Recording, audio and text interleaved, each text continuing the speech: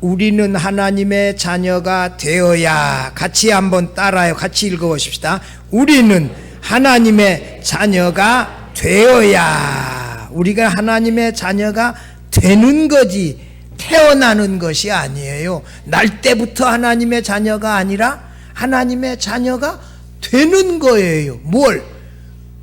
하나님의 아들 예수 그리스도를 나의 구주와 주님으로 믿어서 하나님의 자녀가 되는 것이에요. 오늘 이런 제목의 말씀을 듣고자 합니다.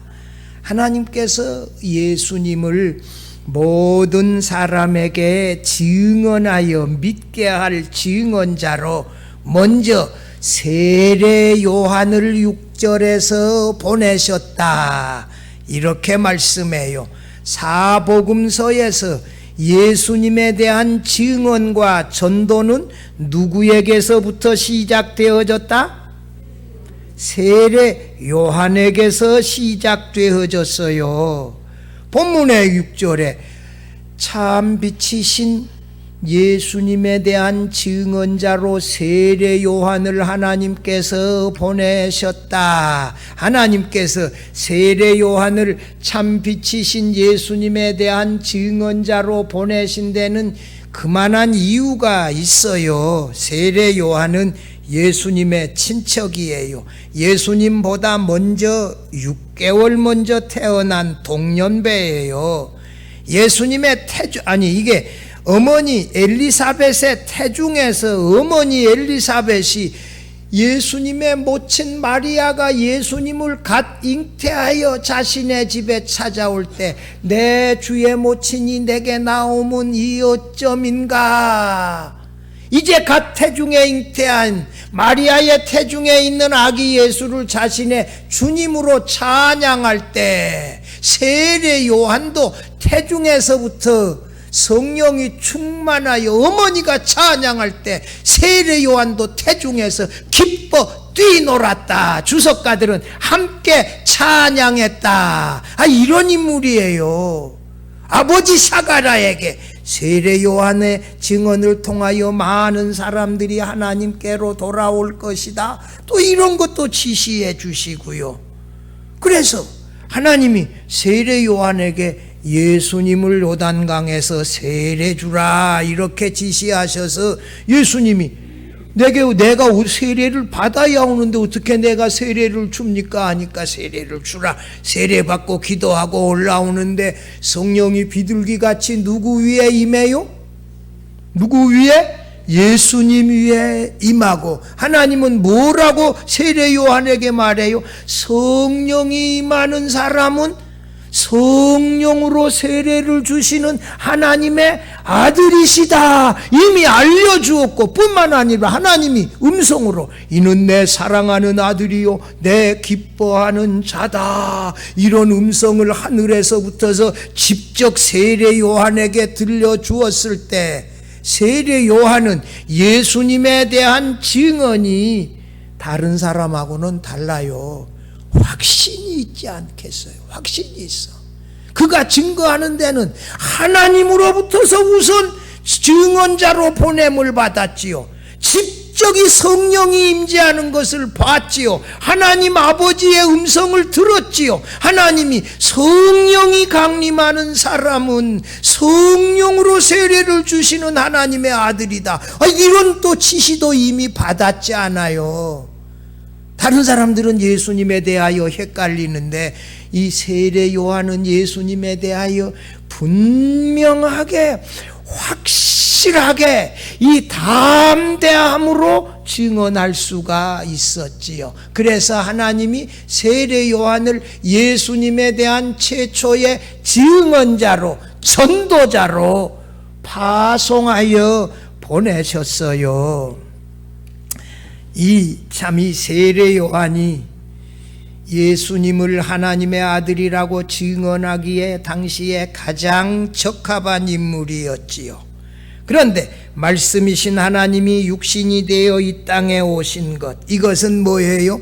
말씀이신 하나님이 육신이 되어 나사렛 예수로 이 땅에 왔는데 이 유대인들은 하나님의 택한 백성이지요. 그 유대 땅이, 팔레스틴 땅은 하나님이 약속으로 아브라함, 이삭, 야곱 그 후손들에게 주신 땅 아니요, 자기 땅에 왔는데 유대인들은 예수님을 알지 못하고 영접하지 아니했는데, 세례 요한이 증거하는, 하나님의 아들이시라 증거하는 말을 듣는 사람들이 예수님을 하나님의 아들로 영접하고 예수님을 믿어서 하나님의 자녀가 되어지는 놀라운 권세를 받는 사람들이 막 생겨나기 시작했어요. 성도 여러분, 오늘 이 시간 예수님의 증언자나 복음 전도자나 말씀 설교자가 전하는 복음을 듣고 믿으면 우리가 하나님이 되어야 한다, 이 된다라고 하는 이 놀라운 말씀을 들으며 함께 은혜 나누고자 합니다. 첫째로, 우리는 사람들이 예수님을 영접하도록 반드시 예수님을 증언해야 합니다. 할렐루야!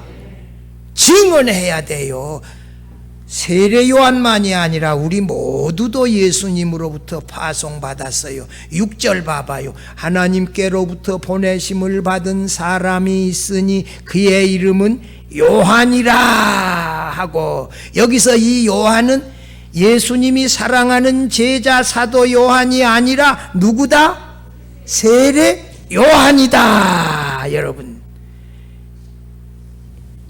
요한복음 1장 15절 봐봐요. 15절에 요한이 그에 대하여 증언하되, 이 요한은 누구다? 세례 요한이다. 내가 전에 말하기를 내 뒤에 오시는 이가 나보다 앞선 것은 나보다 먼저 계심이라 한 것이 누구다? 이 사람 예수 그리스도를 가르치심이니라. 여러분, 이 세례 요한에 대한 얘기가 1장에 너무 많이 나와요. 여러분, 7절 8절에 봐봐. 7절 8절에 그가 증언하러 왔으니 누구에 대하여? 곧 빛에 대하여 증언하고 모든 사람이 자기로 말미암아 믿게 하려 함이라.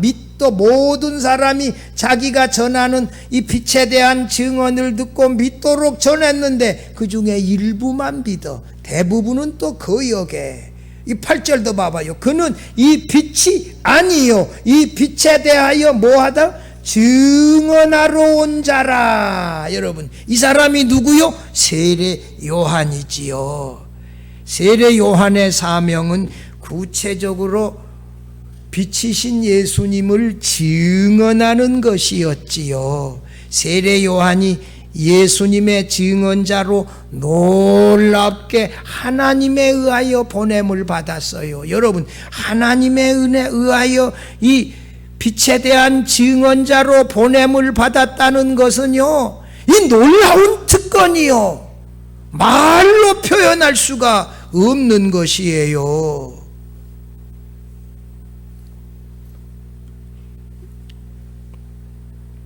요한복음 1장 29절에서 34절에 예수님을 하나님이라고 여러 가지 모양으로 증언하는 세례 요한의 이 메시지 3개가 나와요. 29절에 보라, 세상 죄를 지고 가는 하나님의 어린 양이로다. 33절 마지막에 그는 성령으로 세례를 베푸는 이인 줄 알라. 34절에 내가 보고 그가 하나님의 아들이심을 증언하였노라.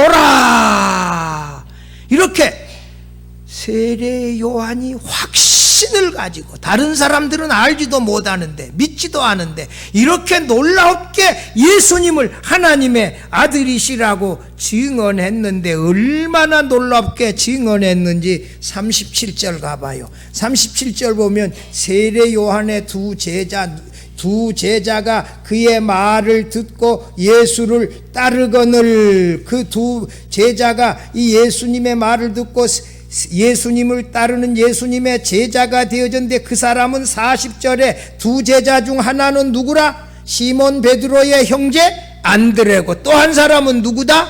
요한복음의 저자 사도 요한인데 여기 언급되지 않아요. 그러니까 이 세례 요한의 메시지가 얼마나 능력이 있었다라고 하는 걸 자신의 두 제자가 예수님을 따라가는 예수님의 제자가 되어져 버려요. 세례 요한의 증언은 효과가 있다, 능력이 있다. 여러분, 거기 세례 요한에 대한 얘기 좀 더 가봐요. 26절 봐봐요. 요한이 대답하되 나는 물로 세례를 베풀거니와. 그 요한은 누구다? 세례 요한. 28절 봐봐요. 이 일은 요한이 세례를 베풀던 곳. 이 요한은 누구? 세례 요한이다. 29절 이튿날 요한이 예수께서 자기에게 나오심을 보고, 이 요한은 누구? 세례 요한이다. 30절 봐봐요. 요한이 또 증언하여 이르되, 이 요한은 누구? 세례 요한이다. 여러분 40절 봐봐요. 요한의 말을 듣고 예수를 따르는 두 사람 중 하나는 시몬 베드로의 형제 안드레라. 여기 1장에 얼마나 이 요한이라고 하는 이름이 많이 나와요. 그는 누구다? 세례 요한이다. 세례 요한은 예수님을 증언하기에 가장 적합한 인물이다. 여러분, 어머니 태속에서 어머니가 내 주의 모친이 내게 나오머니 어쩐 일인가, 얼마나 영광스러운 일인가. 이 어머니도 놀랍지요. 이제 나사렛 예수가 성령에 의하여 갓 마리아에게 10서너 되어지는 마리아에게 잉태되어졌는데 그 배도 안 불러왔을 거예요. 지금 어떻게 성령이 충만하니까 알고 내 주의 모친이 내게 나오니 이 일이 얼마나 환영할 만한 일인가 찬양할 때에 세례 요한은 어머니 태중에서 성령이 충만하여 함께 기뻐 뛰놀았다. 이제 임신되어진 지, 엘리사벳의 태중에 잉태되어진 지 한 6개월밖에 안 되는 어린아이, 핏덩어리 이 세례 요한이 그때부터 예수님을 찬양했어요. 얼마나 놀라운 인물이요.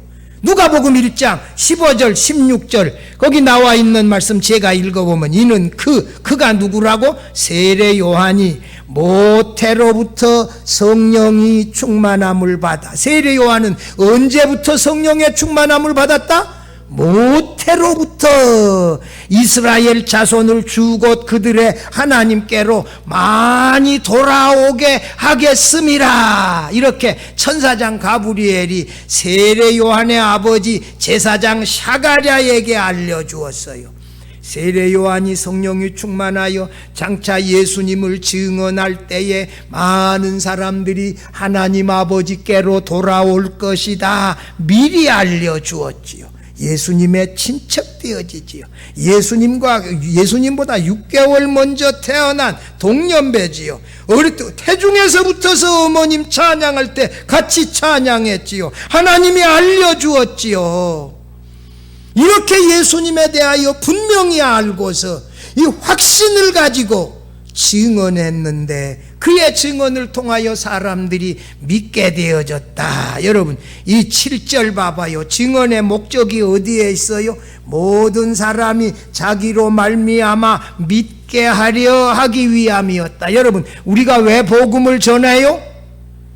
듣는 사람들이 뭐 하도록 하기 위하여? 믿도록 하기 위하여 우리가 복음을 전해야 합니다. 그것을 위하여 기도해야 돼. 하나님, 내가 복음을 사랑하는 남편에게, 아들에게 전할 때 성령이여 내 전하는 말씀과 함께 하셔서 그 마음의 문을 열어주시고 예수님을 나의 구주와 주로 내가 믿고 있는 것처럼 그도 믿게 해주세요. 이렇게 기도하면서 전하는 거예요. 믿게 하는 것이 전도의 목적이에요. 세례 요한의 예수님에 대한 증언은 12 제자들 증언으로, 예수님을 만난 사람들의 증언으로 이어졌고 오늘 우리들의 전도로까지 계속 이어지고 있습니다. 세례 요한의 증언은 사복음서에 예수님의 공생애의 시작과 함께 이루어졌다는 점에서 죽은 아벨과 마찬가지로 그가 죽었으나 그 믿음으로써 지금도 말하고 있다. 누가? 세례 요한이 예수님을 하나님의 아들이라 성령으로 세례 주시는 분이다, 세상 죄를 지고 가는 하나님의 어린 양이시다 하는 그 메시지는 지금도 우리의 귓가에 전하여지고 그 메시지를 듣고 믿는 사람들이 나타난다. 여러분 8절 봐봐요. 세례 요한은 빛에 대하여 증언하러 온 사람이지 참 빛이 아니라고 말씀해요. 요한복음에서 빛은 창조만이 아니라 구원과 결부되어진 계시예요. 빛이 있으라 하나님이 말씀할 때 그 말씀이 예수님인데 빛이 있었고 그때 예수님이 이 땅에 오셔서 또 주관하시는데 언제 또 오셔요?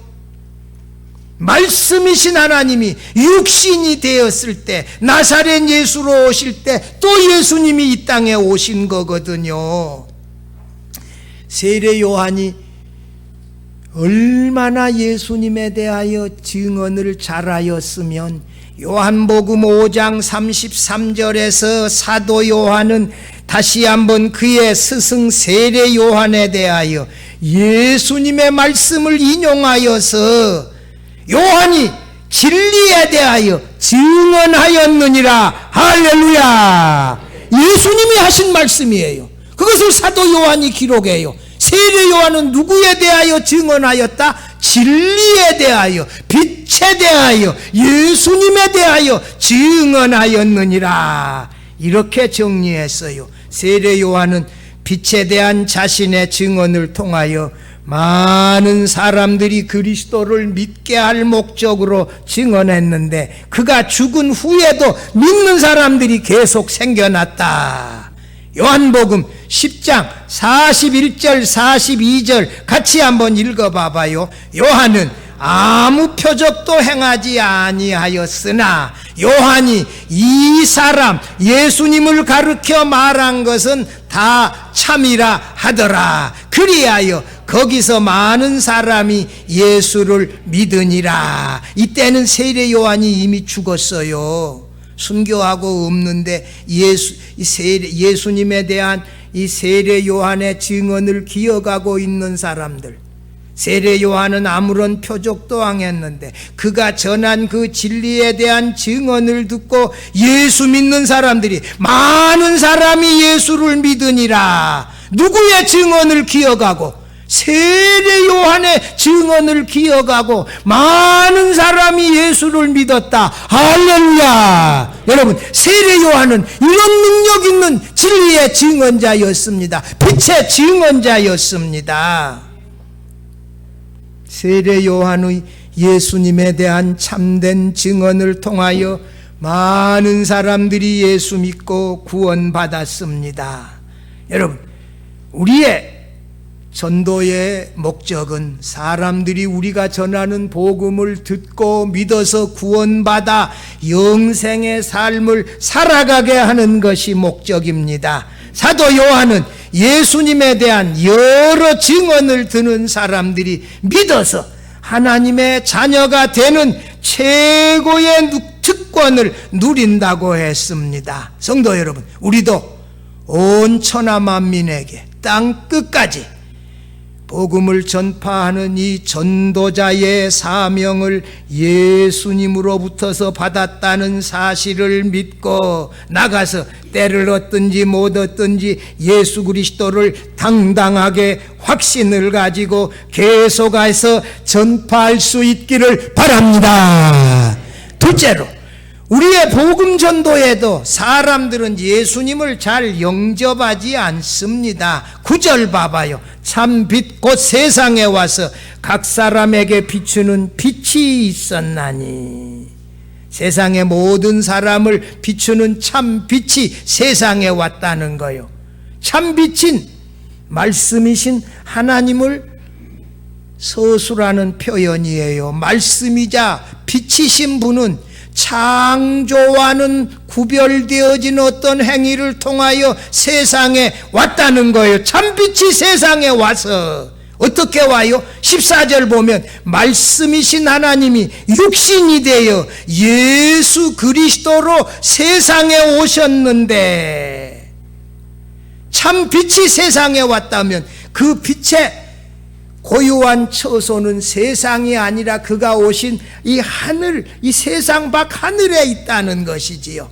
빛은 세상에 속하지 않고 세상은 어두움으로 규정되어집니다. 원래부터 이 세상에 속한 것들은 하나님에 대하여 철저하게 적대적이었어요. 참빛이 세상에 오심은 말씀의 성육신으로 말미암아 세상에 오신 객관적 계시로서의 빛인데, 빛이 각 사람을 비칠 때 두 부류로 나누어진다는 거예요. 다시 말해서 빛을 비칠 때 빛을 미워하는 사람들은 그 빛의 위에서 자신의 어두움이, 죄악이 드러나지 않도록 빛에서 도망하는 사람들, 빛을 대적하는 사람들이 있고, 또 어떤 사람들은 빛이신 말씀을 받아들여 빛 가운데서 살아나가는 거예요. 그래서 예수님 앞에서 나는 죄인이로소이다, 나를 떠나소서, 예수님은 나의 주님이십니다, 나의 하나십니다 고백하며 죄를 용서 안 받고 하나님의 자녀로 빛 가운데서 당당하게 걸어가는 사람들이 있어요. 여러분, 빛이 세상에 올 때 두 가지 종류의 사람이 있다. 어두움에 살고 있는 사람들은 자기의 죄악이 드러날까봐 빛을 대적하고 피한다 이거예요. 그러나 또 빛을 영접하고 받아들이는 사람들은 자신이 죄인임을 고백하고 예수 그리스도를 믿고 죄를 용서 안 받아 당당하게 하나님의 자녀로 살아가는 사람들이 있다. 성도 여러분, 빛이신 말씀을 받아들여서 빛 가운데서 죄 용서함 받은 하나님의 자녀로 살아갈 수 있기를 바랍니다.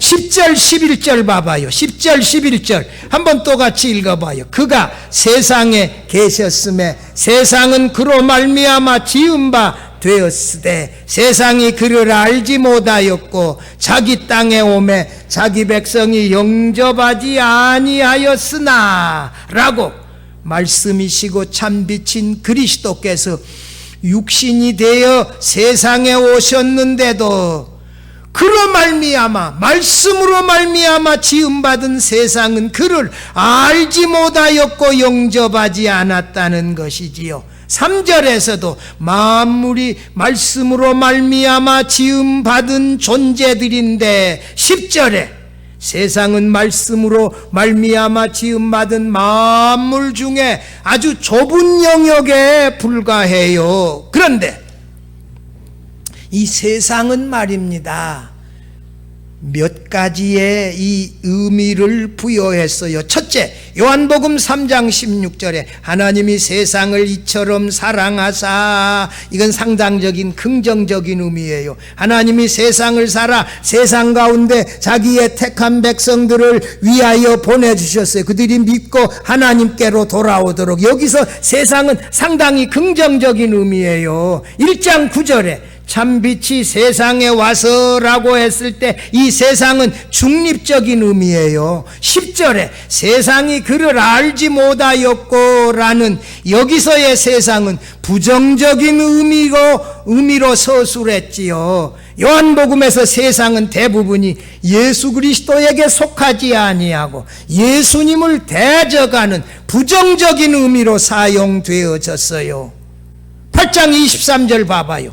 예수께서 이르시되 너희는 유대인들은 아래에서 났고 나는 위에서 났으며 너희는 이 세상에 속하였고 나는 이 세상에 속하지 아니하였느니라. 예수님은 그리스도를 믿지 아니하는 유대인들은 어디에 속했다? 세상에 속하였다 이렇게 했지요. 9장 39절에서 예수께서 이르시되 내가 심판하러 이 세상에 왔으니 보지 못하는 자들은 보게 하고 보는 자들은 맹인이 되게 하려 함이라 하시니라고. 예수님을 그리스도로 믿지 아니하는 유대 사회를 오히려 시각장애인이라고 맹인이라고 예수께서 비난하셨지요. 이 세상으로 표현되어진 세상은 성육신한 예수 그리스도가 세상에 왔는데도 그를 믿지 아니하고 영접하지 아니하는 사람들을 말해요. 11절에서 자기 땅에 오매 자기 백성이 영접하지 아니하였다. 유대인은 하나님의 택한 하나님의 백성이에요. 그 땅은 하나님이 그들에게 주신 땅인데 그래서 자기 땅이라고 말씀해요. 그들은 예수님을 알지 못하고 예수님을 영접하지 않았어요. 사도 요한이 말한 세상이라는 말 속에 예수 그리스도를 믿는 사람들이 전혀 포함되어져 있지 않습니다. 왜냐하면 믿음을 가진 사람들은 이 세상에 속하지 아니하고 어디에 속했다? 하나님께 속한 하나님의 자녀들임을 믿으시기를 바랍니다. 우리는 세상에 속한 사람이 아니라 하나님께 속한 하나님의 자녀들이다. 여러분, 우리가 복음을 전파했는데도 사람들이 예수 그리스도를 영접하지 않아도 전혀 낙심하지 마십시오. 세례 요한이 전파했는데도 믿지 않았어요. 예수님이 표적을 행하면서 전했는데도 믿지 않은 사람들이 있어요. 그러나 계속해서 전파하면 택한 백성들은 믿음의 자리로 나와 구원받는다는 사실을 믿으시기를 바랍니다. 마지막 셋째로, 우리의 복음 전도로 예수님을 영접하는 사람은 하나님의 자녀가 된다는 사실입니다. 12절 같이 한번 읽어봐요. 영접하는 자, 곧 그 이름을 믿는 자들에게는 하나님의 자녀가 되는 권세를 주셨으니 라고. 예수님을 하나님의 아들 그리스도로 영접하는 자, 영접한다. 삭개오야 내려오라. 내가 오늘 내 집에 유하여야 하겠다. 삭개오가 내려와서 예수님을 영접했다. 맞아들이는 거예요. 이게 맞아들여. 이 손님을 호랑이보다도 더 무섭게 생각하지 말고 뭐하고 영접하라. 이게 나그네 대접하다가 이 천사를 영접하고 예수님을 영접할 수 있다고요. 여러분, 영접하는 자를 다시 설명하지 않아. 영접하는 것은 무엇이다? 그 이름을 믿는 자, 예수님의 이름을 믿는 자. 이름은 그 사람 자신을 말해요. 예수님의 이름은 예수님 자신을 말해요. 예수님을 하나님의 아들로 믿는 사람이 뭐다? 영접하는 것이다. 여러분,